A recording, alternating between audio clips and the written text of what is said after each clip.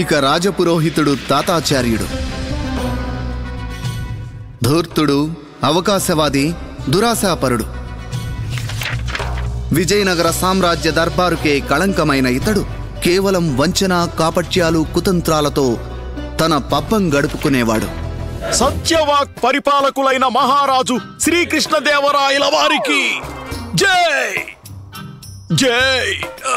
తాతాచార్యుల వారు, మీరు తెనాలి గ్రామానికి వెళ్లారు కదా? అవునండి. మీరేదో గోష్ట్లో పాల్గొనడానికి వెళ్లారు కదూ? అవును. మరి మీకు గాయం ఎలా అయ్యింది ఆచార్య?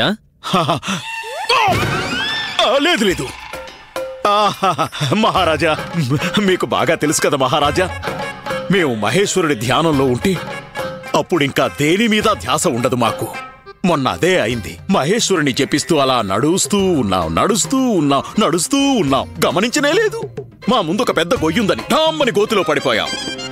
అలా పడిపోయామన్న మాటే కాని ఆ పరిస్థితిలో కూడా మహారాజా, అంత పెద్ద గోతిలో పడిపోయినా సరే మేము మహేశ్వరుడి జపాన్ని మాత్రం ఆపలేదు. ఆ జపం అలాగే కొనసాగుతూనే ఉంది. అద్భుతం, అత్యద్భుతం. విజయనగర సామ్రాజ్యం మిమ్మల్ని చూసి గర్విస్తోంది. మీలాంటి శివభక్తుడు ఎంత వెతికినా దొరకడు. మీలాంటి ధర్మాధికారి గురించి విజయనగర ఆస్థానం... క్షమించాలి. మీలాంటి శివభక్తుడు, మీలాంటి ధర్మాధికారి ఈ ఆస్థానానికి శోభాయమానం. మీ స్థానం ఎవ్వరూ తీసుకోలేరు.